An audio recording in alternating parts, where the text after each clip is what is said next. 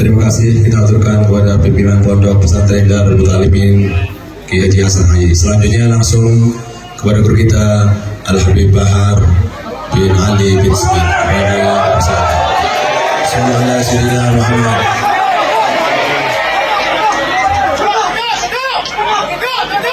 Mohon jamaah tenang.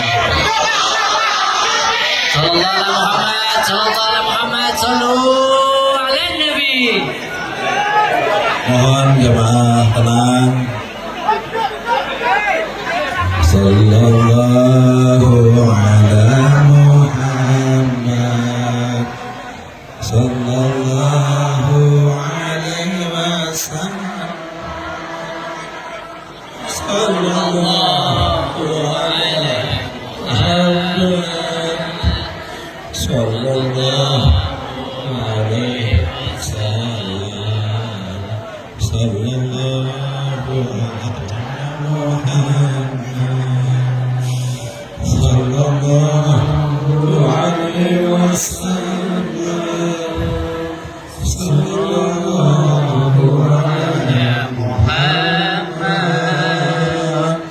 sallallahu alaihi wasallam. Muhammad. Mohon jamaah duduk yang tenang, baru akan kita.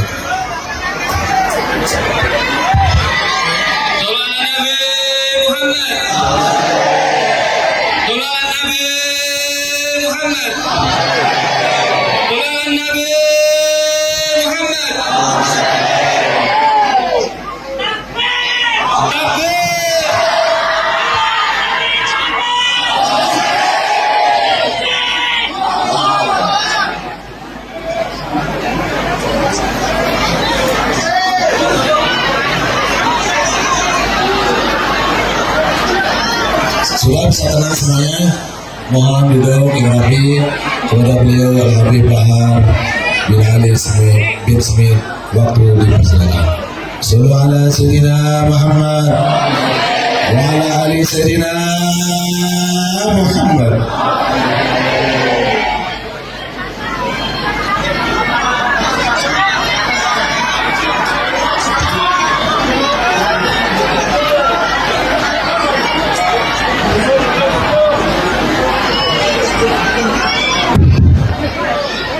Sebelum saya masuk waktu asar, jadi tolong dengarkan sedikit dari nasihat yang saya sampaikan. Tolong jangan ada yang ribut, pasang telinga, pasang hati, dan dengarkan sedikit nasihat yang saya sampaikan.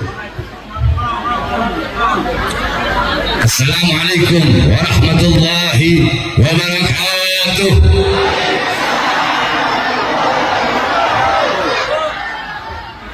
Alhamdulillah, alhamdulillah al-qawi sultanu, al-wadih al-burhanu, al-mabsut fil wujud karamuhu wa ihsanu.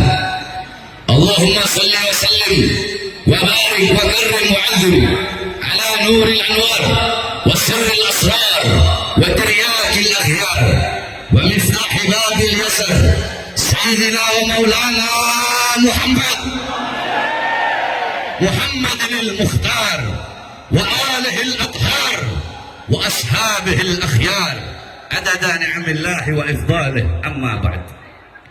Yang saya cintai, yang saya muliakan, segenap para alim ulama, para habaib, para kiai, para asatid, para tuan-tuan guru, para pengajar-pengajar Ponpes Darul Muta'allimin, para santri-santri yang saya cintai, yang saya muliakan, segenap tokoh masyarakat, segenap aparat pemerintah yang saya cintai, yang saya muliakan, Al-Habib Ridha Al-Habsyi, Al-Habib Nizar Al-Habsyi, khususnya yang saya cintai, yang saya muliakan, guru kita bersama yang mulia Kiai Haji Hasan Ali, kemudian Kiai Haji Muhammad beserta seluruh keluarga besar Ponpes Darul Muta'allimin yang saya cintai, yang saya muliakan, segenap hadirin hadirat, bapak-bapak, ibu-ibu, khususnya para pemuda-pemudi umat baginda Nabi besar Muhammad yang selalu dimuliakan oleh Allah Subhanahu wa taala. Alhamdulillah, segala puji dan syukur kehadiran Allah. Dialah Allah yang maha besar. Dialah Allah yang maha besar. Yang besar selain Allah kecil.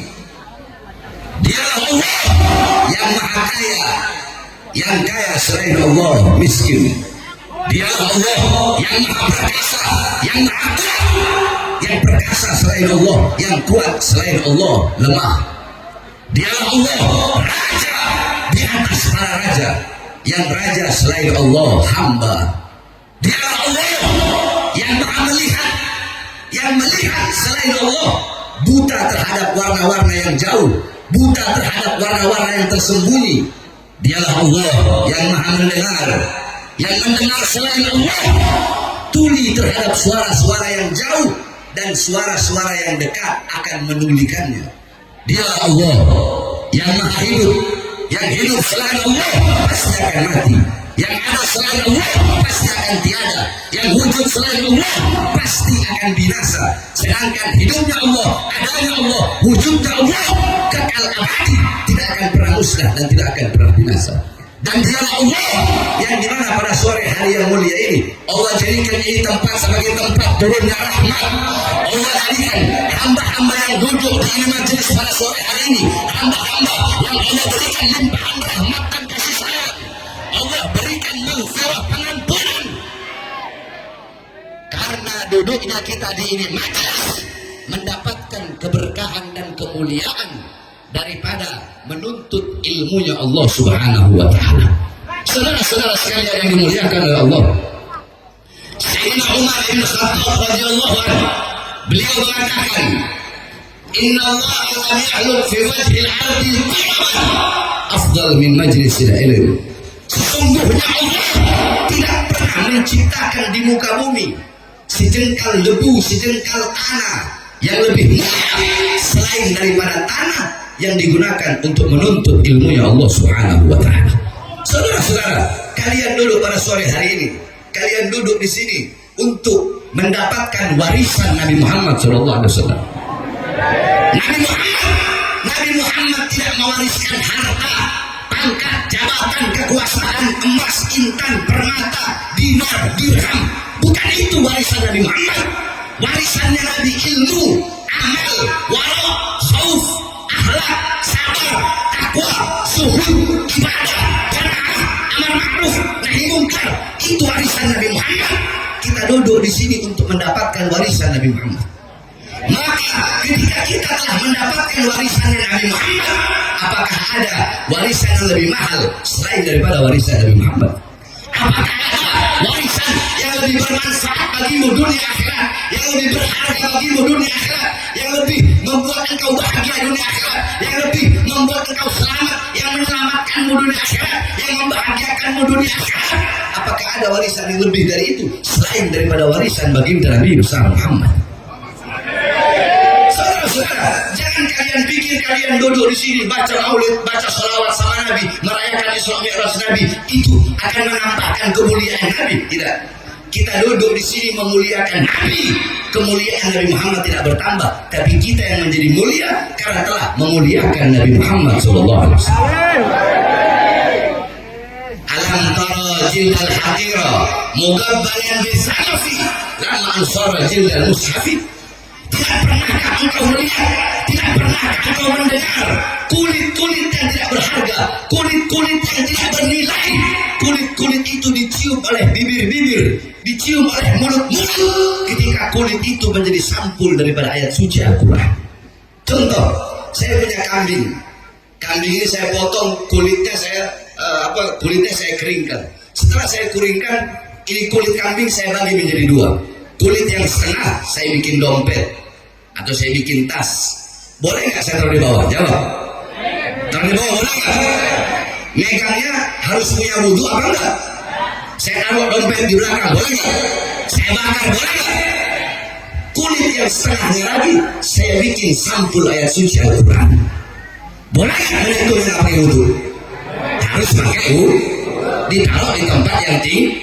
Bawahnya harus pakai akhlak, pakai adab. kulitnya sama nggak? Dari kambing yang sama nggak? Tapi kenapa ketika kulit itu yang satu dibikin dompet, yang satu dibikin sampul ayat suci Al-Quran, perlakuannya berbeda? Karena yang dibikin sampul ayat suci Al-Quran, kulit itu menjadi mulia karena menyatu dengan sesuatu yang mulia. Apa itu? Ayat suci Al-Quran. Nah, kita ibarat kulit Nabi Muhammad adalah Al-Quran yang suci. Kita menjadi mulia karena kita telah memuliakan baginda Nabi besar Muhammad. Bukan kita memuliakan Nabi terus kemuliaan Nabi bertambah. Nah, kemuliaan Nabi tidak akan bertambah. Karena kalau kemuliaan Nabi bisa bertambah, berarti kemuliaan Nabi juga bisa berkurang, saudara-saudara. Kemuliaan Nabi Muhammad, sekalipun lautan menjadi tinta, pohon menjadi pena, dipakai untuk menggambarkan dan melukiskan kemuliaan Nabi. Laut jadi tinta, pohon jadi pena, tidak akan sanggup melukiskan kemuliaan baginda Nabi besar Muhammad. Maka kalian duduk pada sore hari ini menjadi mulia karena memuliakan Nabi, menjadi agung karena mengagungkan Nabi. Kalian dipuji oleh para penduduk langit karena kalian duduk di sini memuji baginda Nabi besar Muhammad. Saudara-saudara, sehingga kita duduk di sini untuk mengenang satu peristiwa yang mulia, satu peristiwa yang agung, satu kejadian yang luar biasa, perjumpaan antara hamba dengan Tuhannya, perjumpaan kekasih dengan kekasihnya, perjumpaan seorang makhluk yang paling mulia dengan Khalik penciptanya, yaitu perjumpaan Nabi Muhammad dengan Azizul Wahhab bila hijab. Nabi Muhammad berjumpa dengan Allah tanpa ada setitik pun penghalang. Saudara-saudara, ini pesantren Darul Muta'allimin. Akan saya kasih kepada khusus para santri-santri yang ada di sini. Saya sebelum membahas sesuatu, pasti saya punya maroji. Maroji itu sandaran, saudara-saudara.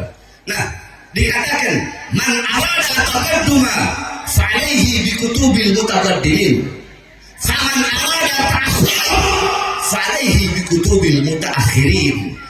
Siapa orang yang ingin maju pemikirannya, keilmuannya, kalian ingin terdepan dalam masalah ilmu, maka berpegang teguhlah kepada kitab-kitab ulama-ulama salaf terdahulu. Nah, ada beberapa kitab-kitab yang menjelaskan tentang Isra wal Mi'raj. Karena kalau saya mau jelasin Isra Mi'raj sampai besok malam nggak bakal kelar, saudara-saudara. Jadi saya sebutkan kitab-kitabnya. Nah, nanti saya akan jelaskan intisari, lubang daripada Isra wal Mi'raj. Dalam kitab As-Siraj Al-Wahhaj fi Hadaikil Mi'raj, karangan Al-Imam Abu Ishaq Muhammad ibn Ibrahim An-Nu'mani Asy-Syafi'i. Kemudian ada kitab Al-Mi'raj, karangan daripada Imam Abdul Karim Al-Kushairi. Kemudian ada kitab Ar-Risalah fil Mi'raj, karangan Al-Imam Abdul Hasan Ali bin Muhammad Al-Lakhmi. Kemudian ada kitab Ayatul Kubra fi Syarah Qissatil Isra, itu karangan Al-Imam As-Suyuti. Kemudian ada kitab Al-Ayah Az-Zahimah Al-Bahra fil Mi'raj Sayyidu Ahli Dunya wal Akhirah, karangan Al-Imam Al-Hafidh Syamsuddin Muhammad ibn Yusuf Asy-Syami Ad-Dimashqi.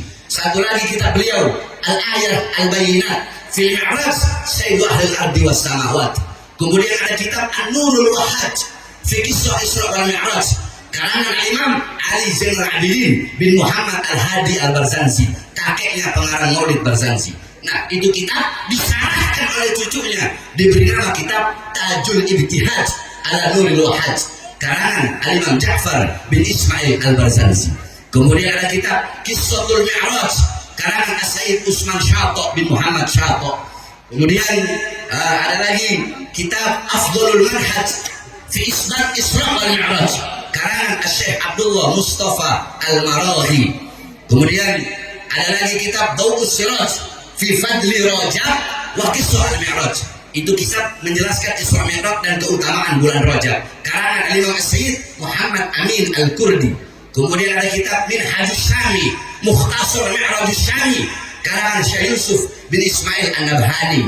Kemudian ada kitab Qissatul Mi'raj, karangan Imam Najmuddin Al-Ghaiti yang dihasyiahkan oleh Imam Ahmad Abil Barakat Ad-Dardir, diberi nama kitab Hasyiah Ad-Dardir. Kita orang biasanya kalau pesantren salaf itu maksudnya kita orang itu pesantren yang nggak ada sekolah, diniyah, belajarnya agama terus. Itu kalau bulan Rajab kita orang pasaran itu apa ya? Kayak saya sama santri semua. Nah, kita orang ngatamin kitab Hasyiah Ad-Dardir Al-Imam Ahmad Abil Barakat. Kalau di Jawa Tengah namanya apa? Kilatan. Nah, itu. Kalau bulan Rajab kita orang biasa hataman Bukhari sama ngatamin kitab Hasyiah Ad-Dardir. Kemudian masih banyak lagi kitab-kitab menjelaskan Isra wal Mi'raj. Ada kitab Nailul Muna wal Ghaya As-Sa'ul fil Isra wal Mi'raj Nabiyil Mukhtar Ar-Rasul karangan Imam Muhammad bin Ja'far Al-Qattani. Kemudian ada kitab Al-Mi'raj Al-Nabawiyah karangan Syekh Hasan Asy-Syati.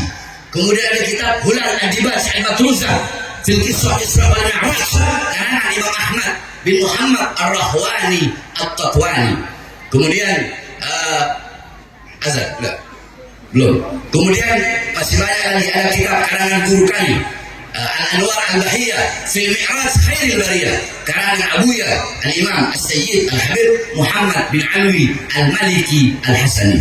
Kemudian ada kitab Yawaqit Taj Al-Wahad fil Isra wal Mi'raj karangan daripada Imam Muhammad bin Muhammad Al-Bagir Al-Qattani.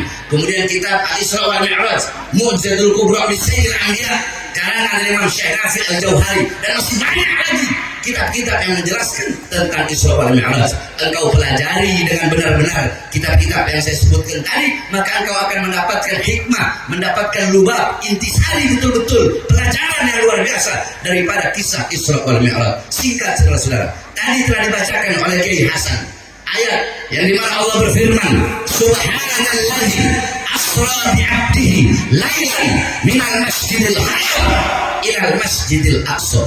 Perhatikan baik-baik. Kita di sini ngaji. Allah mengawali ayat tersebut dengan kalimat Subhana. Dengan kalimat apa? Ayo semua jawab, orang-orang kita baca. Ikuti saya. Bismillahirrahmanirrahim. Quran keras. Bismillahirrahmanirrahim.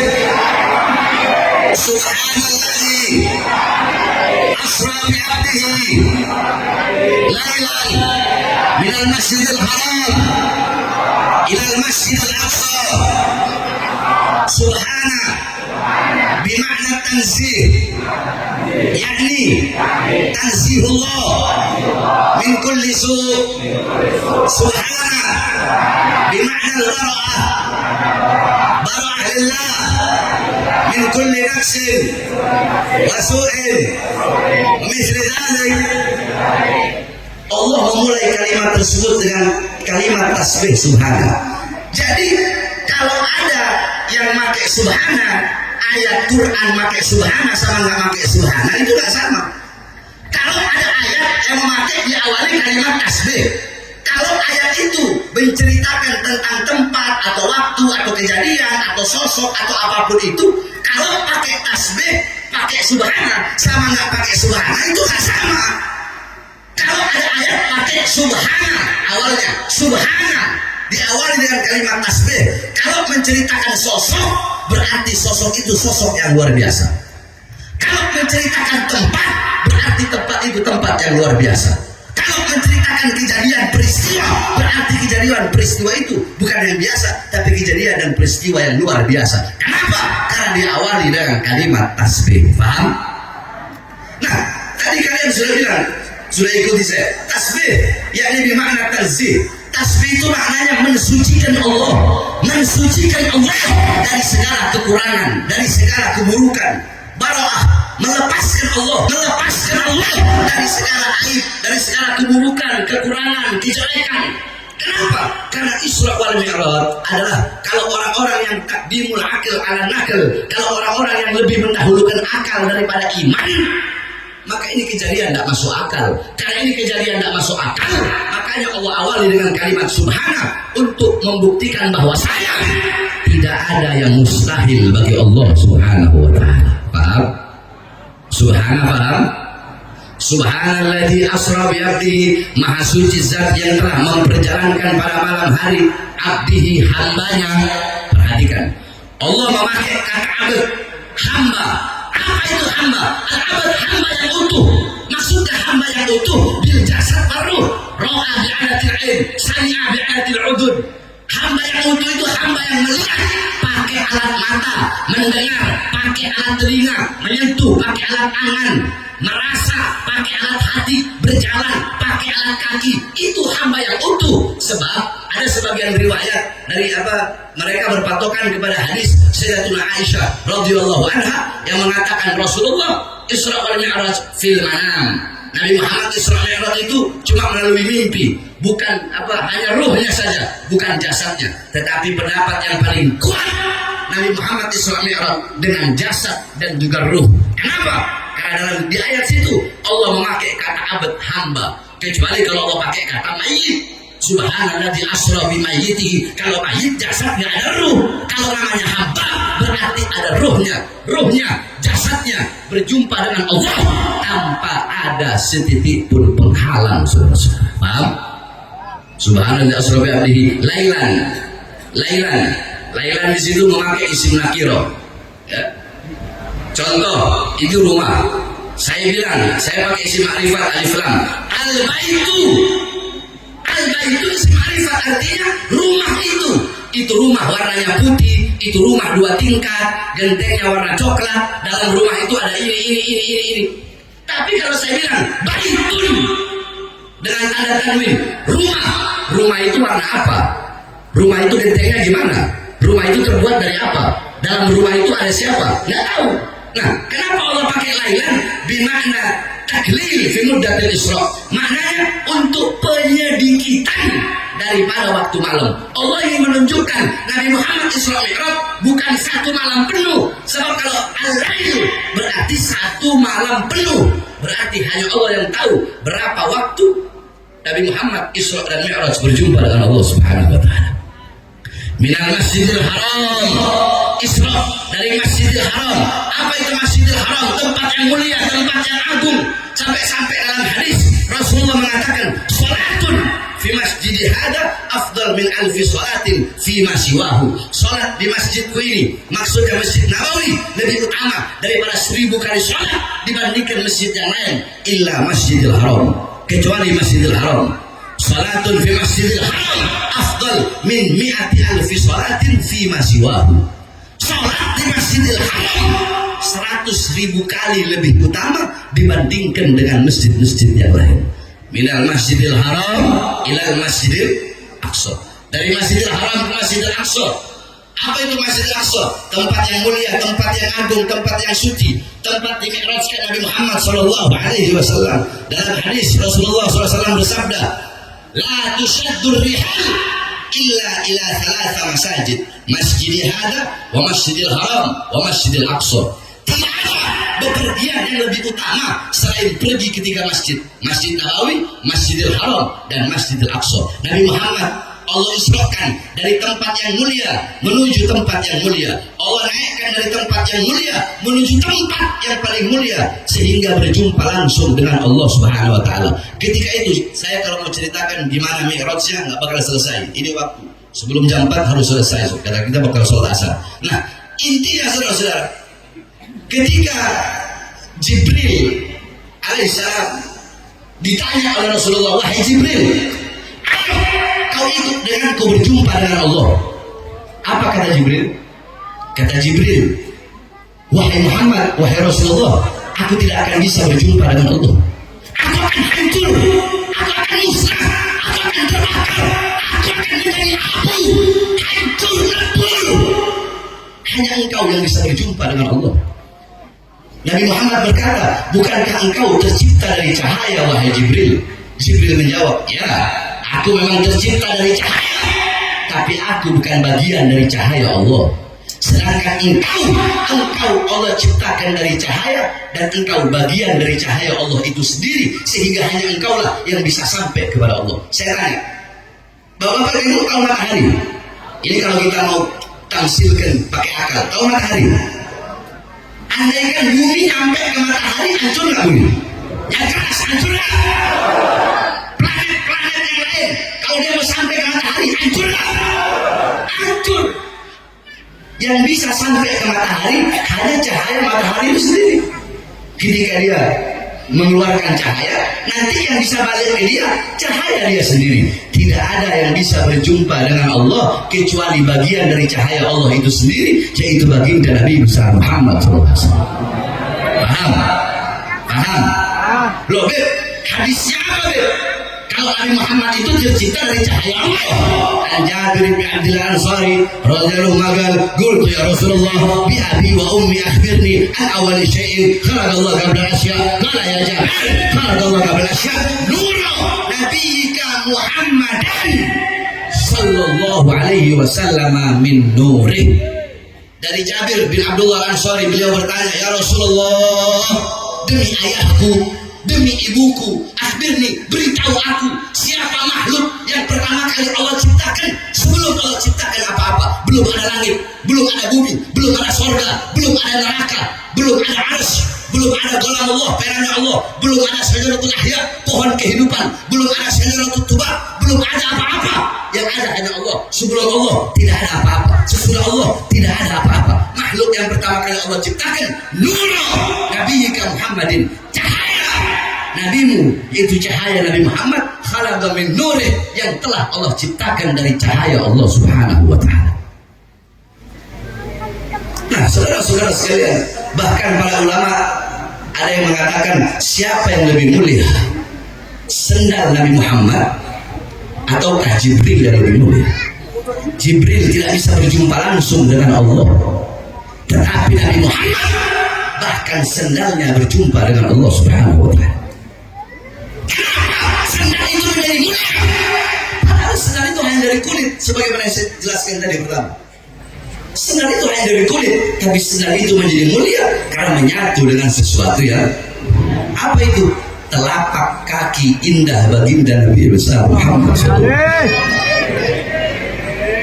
Nah, kalau saya mau ceritakan tentang Isra Mi'raj ini, banyak kejadian-kejadian. Bagaimana ketika Allah memilihkan buruk sebagai kendaraan Nabi, bagaimana Nabi Muhammad di langit berjumpa dengan para Nabi dan para Rasul. Bahkan Nabi Muhammad pernah berjumpa dengan satu malaikat yang punya 1000 tangan, di setiap tangannya punya 1000 jari. Panjang kalau saya ceritakan. Intisari Isra Mi'raj adalah Nabi Muhammad diundang oleh Allah, dipanggil oleh Allah yang pertama, karena pada tahun tersebut adalah Amul Huzun, tahun kesedihan bagi Nabi Muhammad, karena di tahun yang sama paman dan istri yang beliau cintai wafat di tahun yang sama. Allah ingin menghibur Nabi Muhammad yang sedih dengan perjalanan Isra wal Mi'raj.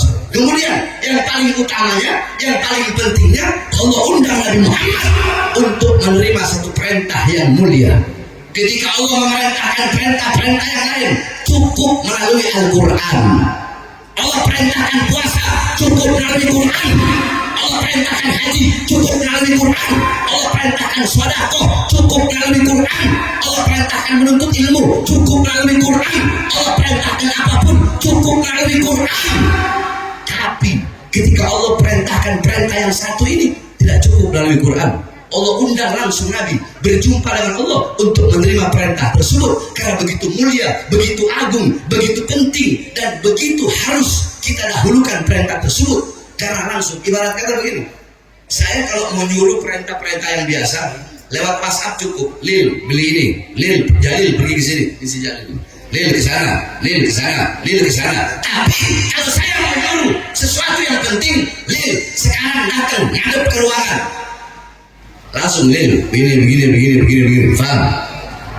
Nah, perintah tersebut saking pentingnya, saking utamanya, Allah undang Nabi untuk langsung mendapatkan perintah tersebut. Apa perintah tersebut? Perintah tersebut adalah sholat. Tolong yang merokok mati merokok ya. Nanti habis saya ceramah silahkan merokok. Saya juga merokok soalnya. Cuma kalau di majelis begini kita harus punya adab, harus punya jangan suka ngomong akhlak, adab, tapi yang ada akhlak, ada adab, ada praktek. Giliran kita orang dibilang Habib Bahar radikal, Habib Bahar intoleran, Habib Bahar provokator.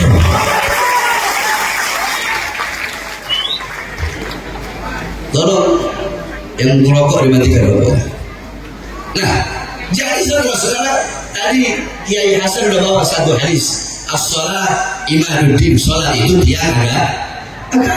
As-sholatu rasul ibadah, sholat kepalanya ibadah. Sholat itu kepala ibadah, pemimpinnya amal ibadah. Semua amal ibadah yang lain itu mutabe, pengikut. Kepalanya sholat. Kalau kau punya sholat baik, kau punya sholat bagus, seluruh amal ibadahmu bakal baik, bakal bagus. Tapi sebaliknya, idza taghayyara ar-ru'us taghayyarul mar'us. Kalau pemimpinnya rusak, maka yang dipimpin pun akan ikut rusak. Kalau kau punya sholat rusak, sebagai pemimpin ibadah, sholatmu rusak, sholatmu nggak sempurna, sholatmu bolong-bolong, sholatmu hancur, maka seluruh amal ibadah yang lain bakal rusak, bakal hancur dan tidak diterima oleh Allah Subhanahu wa Ta'ala. Makanya perhatikan kau punya sholat, perbaiki kau punya sholat, didik kau punya anak-anak. Saudara-saudara, ini sekarang akhir zaman, fitnah di mana-mana, kerusakan di mana-mana. Orang-orang tidak lagi mengenal Allah, tidak lagi mengenal Rasulullah, tidak lagi mengenal Islam. Anak-anak kita, anak-anak kalian, anak-anak kita buta agama, buta Islam, buta Quran, buta iman, tidak kenal Allah, tidak kenal Rasulullah. Anak-anak kita melacur, anak-anak kita mabok, anak-anak kita judi, anak-anak kita narkoba, bahkan judi online. Bukan hanya di masyarakat yang berada di kota-kota besar, masyarakat di desa-desa, bahkan semua ustadznya, kiainya, habibnya, ada aparat-aparatnya, polisinya, tentaranya, anak-anak mudanya, orang tuanya, semua rata-rata kecanduan judi online. Heran saya, bahas nasab dulu, orang bahas judi online, bahas agak laut di Tangerang sana, betul. Yang dibahas nasab lu gak capek. Makanya saya udah gak mau ngelayanin enggak. Kenapa gak mau? Iya, terlalu mahal uang singa untuk ngelayanin gonggongan anjing-anjing. Saudara-saudara, kalian tahu, saya datang kemari bawa anak saya Ali yang di sini umur 6 tahun. Saya bawa Alia, Gajia, mereka yang libur sekolah. Saya dengar kemarin katanya, Beb ada yang nolak. Saya datang bawa anak-anak saya untuk membuktikan bahwa saya tidak bisa diancam oleh siapapun. Buktinya apa? Mau diancam, mau turun ke jalan. Saya bawa anak-anak saya. Apakah terlihat wajah saya seperti wajah orang yang ketakutan? Terlihat seperti wajah yang terkena ancaman? Tidak. Justru saya sampaikan kepada mereka, saya tunjukkan kepada mereka bahwa saya bawa anak-anak saya anggap ancaman mereka sebagai hiburan untuk anak-anak saya berlibur.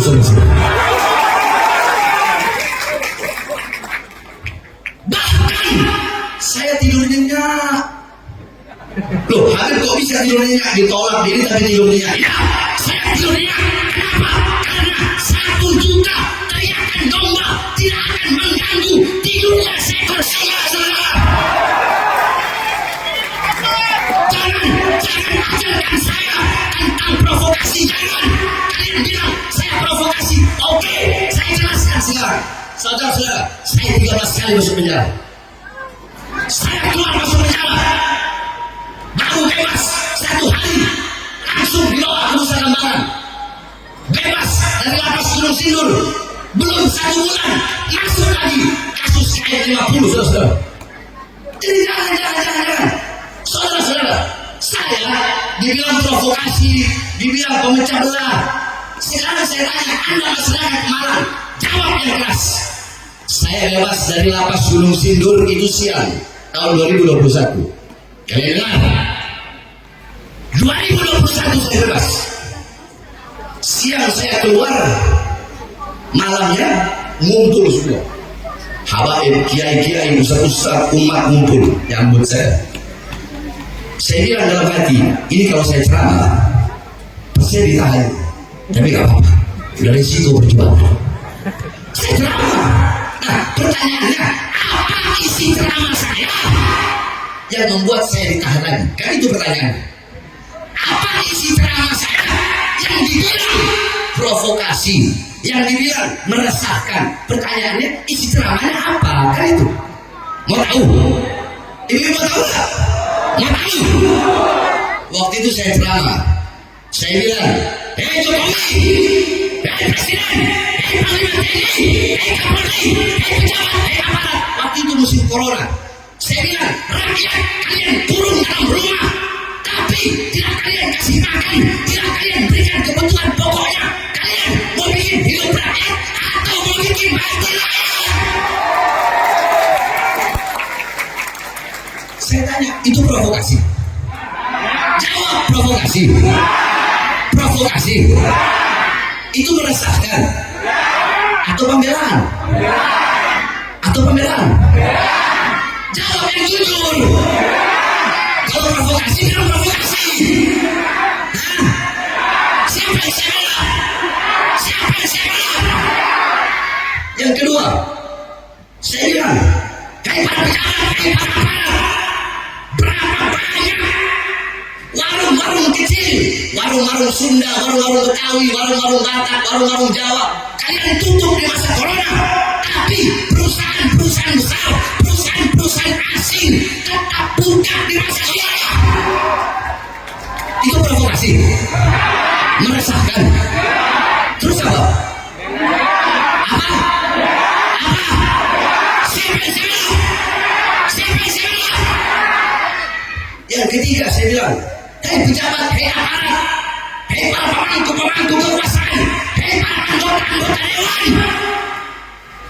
Berapa banyak pemuda-pemuda yang pengangguran di masa corona?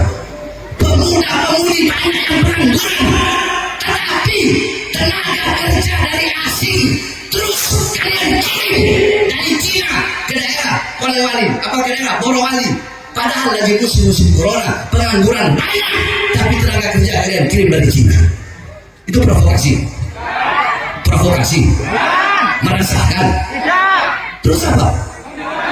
Apa? Setelah selesai saya ceramah, besok malamnya saya dibawa lagi langsung ke Nusa Kambangan. Tangan saya di borgol, borgol tangan, borgol perut, dari borgol tangan nyambung ke perut, dari borgol perut nyambung ke kaki. Kenapa? Yang ceramah saya tadi, yang membela bangsa dan rakyat. Yang saya bela rakyat, yang saya bela masyarakat, masyarakat yang susah, masyarakat yang kelaparan, masyarakat yang dibohongi oleh para penguasa besar, penguasa biara, masyarakat yang kelaparan, masyarakat yang diberikan janji-janji palsu. Yang saya bela masyarakat rakyat yang susah, yang kelaparan, yang menderita. Oleh karenanya bagi saya, untuk bangsa, untuk rakyat, untuk NKRI, untuk Indonesia, untuk merah putih, jangan kali menjala nyawa saya, jiwa saya, darah saya, murah harganya, tumpah untuk bangsa dan rakyat Indonesia. Kalian apa yang sudah kalian bikin buat bangsa dan rakyat ini? Jadi jangan ajari saya tentang provokasi. Saya tanya, selama saya berusaha ini paling 5 menit. Sahabat Isra Mi'raj tadi ilmu bukan? Ilmu bukan? Jadi jangan. Makanya kalau mau lihat isi ceramah saya itu lihat yang penuh. Jangan hanya melihat dengan mata hasut, dengan mata iri, dengan mata dengki, dengan mata kebencian. Saya sampaikan kepada kalian, sampai kiamat kalian ingin menghancurkan Ba'alawi, ingin menghancurkan Ba'alawi. Demi Allah, kami Ba'alawi, semakin kalian gempal, kami bagaikan besi yang akan semakin panas dan menjadi pedang yang terhunus dalam perlawan saya. Jadi jangan. Saya ceramah bela rakyat. Tanggal 20 Oktober, pas pelantikan Prabowo, saya ceramah di Lampung, saudara-saudara. Banyak yang ngomong gini, Habib Bahar, kalau Prabowo udah jadi presiden, bakal keok itu, bakal takut itu, nggak berani lagi kritik pemerintah. Banyak yang ngomong gitu. 20 Oktober, pas pelantikan Prabowo, apa saya bilang? Prabowo, jika engkau mengeluarkan kebijakan-kebijakan yang menguntungkan rakyat, yang membahagiakan rakyat, kami rakyat akan dukung 1000%. Betul. Kalau Prabowo kabinetnya, pemerintahannya pro kepada rakyat, dukung apa tidak? Wajib kita sebagai rakyat untuk mendukung, membantu program-program pemerintah yang menguntungkan rakyat. Tapi belakangnya ntar dulu. Saya bilang, tapi kalau sampai Prabowo engkau mengeluarkan kebijakan-kebijakan yang menyengsarakan rakyat, yang memiskinkan rakyat dan menguntungkan asing, maka akan saya lawan kalian sampai dengan dalam kehabisan negara. Allahu Akbar. Allahu Akbar. Indonesia merdeka. Merdeka. Merdeka. Allahu Akbar. NKRI harga mati. Merah putih harga mati. Pancasila harga mati. Allahu Akbar. Jangan kalian mau meragukan nasionalisme saya, jangan. Kayak ayam jangan ngajarin ayam. Musola jangan ngajarin masjid. Paham? Jadi saudara-saudara sekalian yang dimuliakan oleh Allah, Pilpres sudah selesai, betul? Pilkada sudah selesai, betul? Kalau ada yang kemarin berantem gara-gara beda pilihan presiden, beda pilihan gubernur, beda pilihan bupati, banyak nggak sih? Sekarang saatnya kita bersatu, betul? Tidak ada lagi saling menghina, saling mencaci, saling memaki. Kita sesama umat Islam harus bersatu dengan satu. Kita disatukan dengan apa? Ukhuwah. Kita disatukan dengan ukhuwah Islamiyah.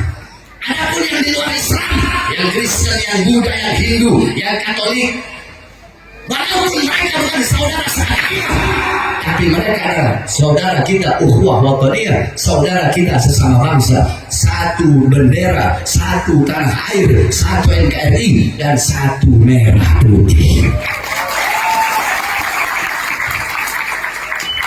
Jadi dahulukan bersatu. Nah terus di mana dibilangnya saya memecah belah, goblok? Para ustaz dan kiai bersama para habaib harus bersatu. Hanya orang bodoh yang terpengaruh dengan golongan anjing yang ingin memisahkan para habaib dengan para kiai, saudara. Kalau orang-orang yang pintar, ya, orang-orang yang pintar, mereka tidak akan terpengaruh dengan hal seperti itu. Makanya saya tidak mau bahas, sekali lagi, saya tidak mau bahas. Kenapa? Karena walau bagaimanapun mereka adalah umat Nabi Muhammad SAW. Mereka umat Nabi Muhammad. Para ulama, para ustaz, para kiai sebagai pewaris keilmuan Nabi Muhammad. Para habaib sebagai pewaris darah daging Nabi Muhammad harus bersatu untuk sama-sama mengayomi umat, bukan untuk membuat perpecah belahan antara umat, saudara. Betul? Jadi kalau kayak gimana tentang begal asap? Kasihan, mereka umat Nabi harus dikasihani. Betul? Mudah-mudahan Allah berikan hidayah. Mudah-mudahan Allah berikan petunjuk. Tapi ingat saudara-saudara, saya sampaikan, musuh tidak aku cari, musuh haram mahal musbit lahir, saudara. Dan terakhir sebelum saya tutup, saya berterima kasih kepada Kiai Hasan, Kiai Muhammad, ya, berkat beliau alhamdulillah saya hadir di sini. Saya sudah lama nggak bermalam. Terakhir saya bermalam 2010, sudah lama. Saya terakhir itu ke daerah Tegal, Brebes, Pekalongan, Seragen, sering saya. Cuma dulu. Sekarang udah setiap ada ceramah-ceramah. Terus ini anak-anak gerakan pemuda Ka'bah. Waktu saya ceramah di Temanggung dulu perang awal, semua pakai motor hiking, pakai motor awal ya. Saya masih ingat tahun berapa itu? 2016 ya. Di Temanggung mungkin ya. Nah, yang awal ini anak-anak gerakan pemuda Ka'bah. Mudah-mudahan anak gerakan pemuda Ka'bah semuanya Allah permudah urusan masyarakat. Para laskar-laskar FPI, pemuda Ka'bah, dan semua masyarakat yang mengamankan acara ini, yang membantu acara ini, semua diberkahi Allah. Bapak-bapak polisi, bapak-bapak polisi, dengerin. Bapak-bapak polisi, bapak-bapak tentara yang mengamankan ini acara, mudah-mudahan diberikan keberkahan oleh Allah. Mudah-mudahan Allah permudah urusan dunia akhirat kita semua. Tidak kita keluar dari ini kecuali Allah ampuni dosa-dosa kita yang telah lalu dan yang akan datang, yang tampak dan yang tidak tampak, yang besar yang kecil, semuanya Allah ampuni dosa-dosa kita berkat Nabi Muhammad SAW. Bismillah, Bismillah, Bismillah, babuna, tabarak hitanuna, yasin safuna, kaf ha ya ain sad kifayatuna, hamim ain sin kaf himayatuna, fasayakfikahumullah wa huwa samiul alim, fasayakfikahumullah wa huwa samiul alim, fasayakfikahumullah wa huwa samiul alim, wa sallallahu alaihi wasallam Muhammad wa ala alihi wasallam walhamdulillahirabbil alamin. Sebelum saya tutup, saya ingatkan sekali lagi, jangan pernah ancam-ancam saya. Orang yang tidak makan dengan ancaman. Setiap keluar rumah untuk menyampaikan kebenaran, saya bawa kain kafan mau pulang tinggal mayat. Saya sudah ikhlas kalau Allah. Allahu Akbar, Allahu Akbar, Allahu Akbar. Salatullah, salam. Rasulillah salatullah salamullah ala yasin